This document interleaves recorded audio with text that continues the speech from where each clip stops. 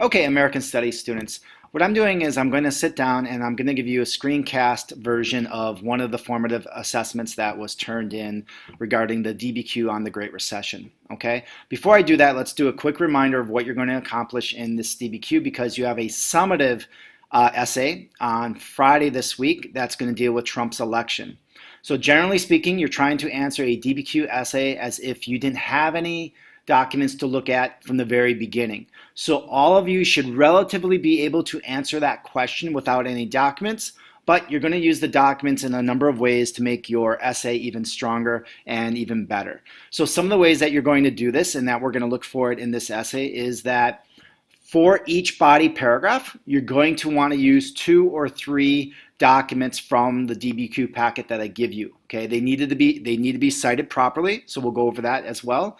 But as you're using 2 or 3 of those documents for each body paragraph, you also have to find one of those documents and go into greater analysis using HIPP, your HIP points. Okay, so you'll be doing that as well. So you're going to use 2 to 3 documents. One of those documents will is going to be analyzed in greater depth, and above always, you should be using your outside knowledge to also prove your argument on maybe the Trump election, or in this one, the causes of the Great Recession. Okay. Some other minor tips, but important. Remember, you need to start your body paragraphs out with a topic sentence, and that topic sentence needs to stake a claim that you're eventually going to prove or substantiate in the rest of your body paragraph.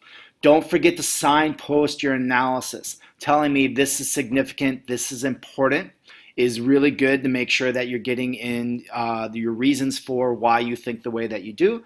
And then at the bottom of that body paragraph, you should always tie back either to your topic sentence or your general thesis. Okay? So let's take a look at this essay.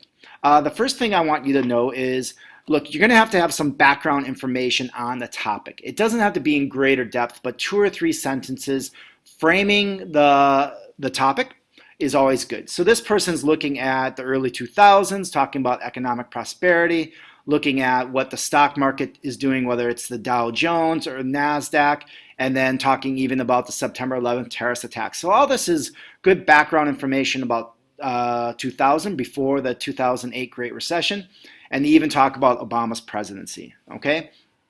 So here's the thesis right here.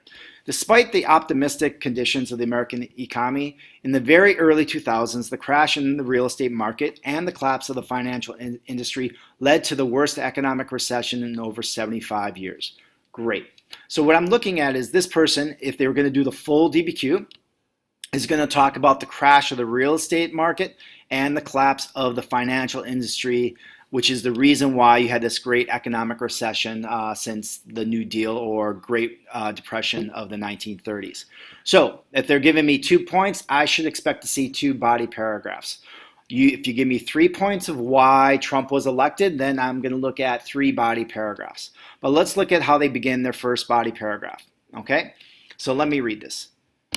The real estate market crash of 2007 was a turning point in the American economy, ultimately leading to the Great Recession, which would forever change the American economy and financial regulations. Okay, this is not bad. So what they're telling me is the real estate market caused the crash and was a turning point for the American economy. That's a claim. That's a subclaim. They're going to have to prove that using outside information and the documents in the rest of this body paragraph. So that's the way that they're going to substantiate it. So remember, this is an argumentative paragraph. So let's look at what they talk about.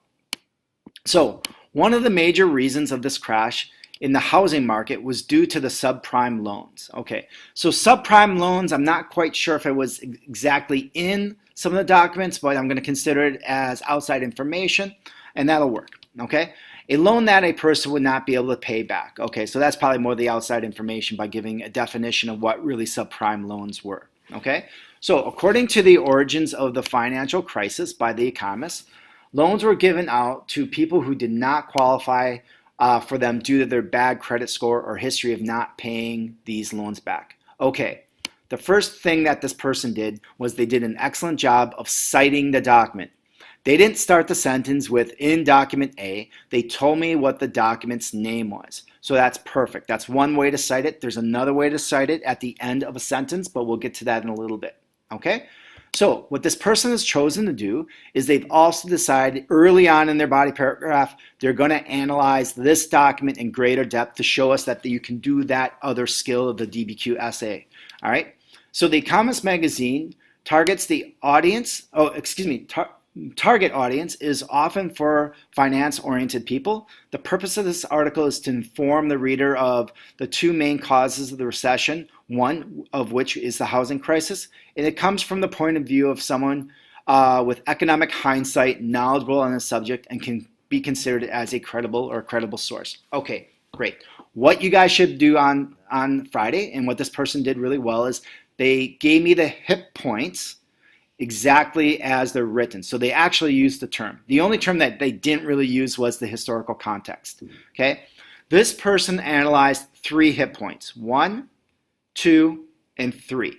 Really, you only need to analyze 2 of the 4. So they could have analyzed historical context as well and just point of view. Okay, I tend to think those are 2 good ones, but it's always really good also to talk about that source in terms of credibility. Okay, because you want to look at where your sources are coming from and then weigh up whether or not they're credible. Okay, so let's continue.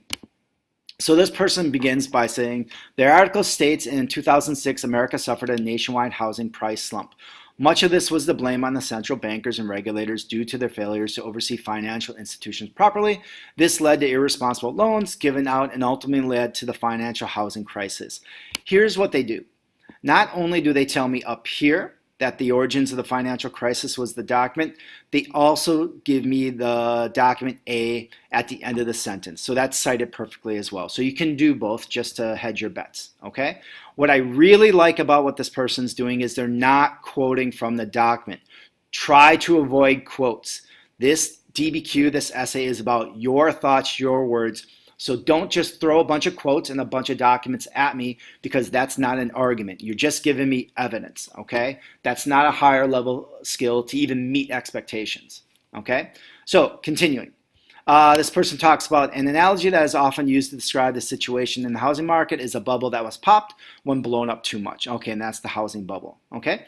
Now, they go on to say a political cartoon from 2011 shows the ways in which the subprime loans and foreclosures trap the housing market into an inevitable failure. Okay, so what they're doing is they're telling me this is document B, which was the political cartoon. So once again, they introduced it here, and then they also cited it down here. That's fine. What you should notice is, as they're talking about this, they're also telling me why this is significant, why this piece of evidence is significant. So what they're saying is this is significant because the combination of these 2 elements made for the perfect balance of both debt and housing troubles for citizens, which then you could say eventually leads to that financial crisis, okay? So they're signposting and even underlining their analysis. Great. Okay, let's move on. So in the early 2000s, the real estate market was at an all-time high. Some context there. It was the best time to invest in the home. During this time, more people than ever purchased houses, even when they could not afford to pay back the home loans. This blame can be shared by both individuals and bankers, okay? So one reason for the boom in the homeowners was an encouragement from then President George W. Bush. He encouraged Americans to purchase a home not only with his words, but also his policy. In 2003, President Bush passed the American Dream Down Payment Assistance Act. This act was part of Bush's housing agenda, as seen in the speech from this housing urban development in 2002. Okay, so why is this in blue? This is clearly outside information that this writer is brought in to try to assert and support his argument. Okay, so I put it in blue in this case. You could probably do that as well. So outside knowledge, or what I also call she points, specific historical evidence, is the other thing that you need to do. Do not just rely on the documents.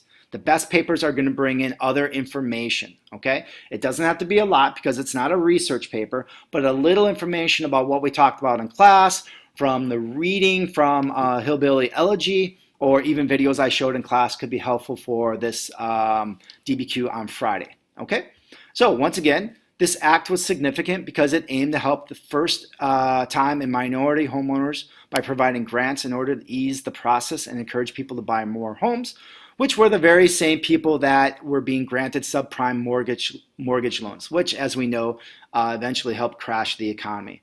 But what we're looking at here is another element of their signposting analysis, showing me or telling me why something's important.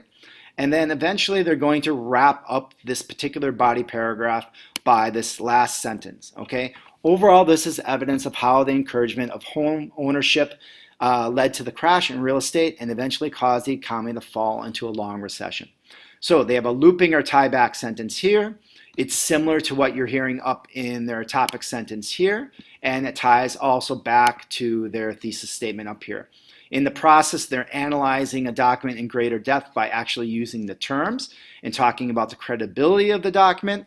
They're citing it either by name, as in here, or they're using the citation at the end of the sentence.